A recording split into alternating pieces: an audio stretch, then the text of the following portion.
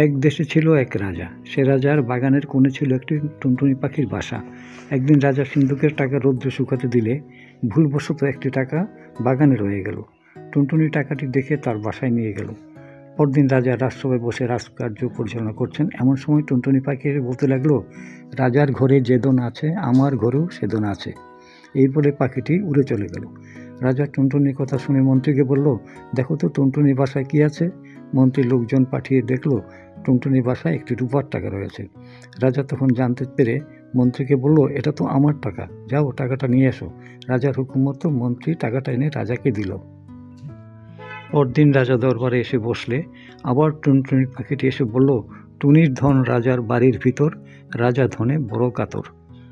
রাজা টুনির একথা শুনে এবার পাখিটি ধরে এনে ভাজি করে খাওয়ার জন্য রানীমহলে পাঠিয়ে দিল। রাজার ছিল 7 রানী। সব রানীরা ছোট টুনটুনি পাখিটি হাতে নিয়ে দেখার জন্য হাতে নিল এবং পাখিটি এই ফাঁকে ফ্রুত করে উড়ে চলে গেল। রানীরা ভীষণ চিন্তায় পড়ে গেল। রানীরা বুদ্ধি করে একটি ব্যাঙ ধরে এনে চামড়া ছাড়িয়ে রাজাকে ভাজি করে খেতে দিল। রাজা খেয়ে বলতে লাগলো, টুনটুনি পাখি আর আমাকে জ্বালাতন করতে পারবে না। পরদিন যখন রাজা সিংহাসনে বসলেন তখন আবার পাখিটি উড়ে এসে বলতে লাগলো, বড় মজা বড় মজা, রাজা খেলো ব্যাঙ ভাজা। এ কথা শুনেই রাজা লাফিয়ে উঠলেন এবং ওয়াক করে থুতু ফেলতে লাগলেন। রাজা তখন জল্লাদকে হুকুম দিলেন, 7 রানীর নাক কেটে দাও। জল্লাদ রাজার হুকুম মতো 7 রানীর নাক কেটে দিল।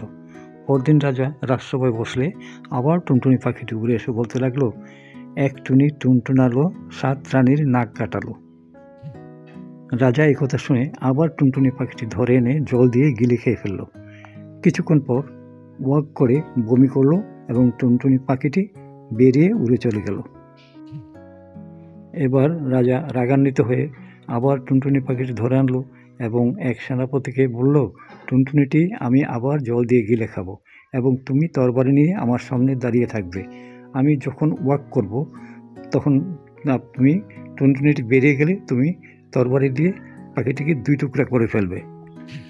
এই বলে রাজা জল দিয়ে টুনটুনি পাখিটি গিলে খাওয়ার সাথে সাথে ওয়াক ওয়াক করলো এবং বমি করলো। এই ফাঁকে সেনাপতি তরবারি উঁচিয়ে ছোট্ট পাখিটিকে 2 টুকরা করার জন্য তরবারি দিয়ে আঘাত করলো এবং রাজার নাক কেটে গেল। তাড়াতাড়ি রাজবৈদ্য এসে রাজার চিকিৎসা আরম্ভ করলো আর টুনটুনি আবার উড়ে এসে বলতে লাগলো, নাক কাটালো রাজারে, দেখো রাজার সাজারে।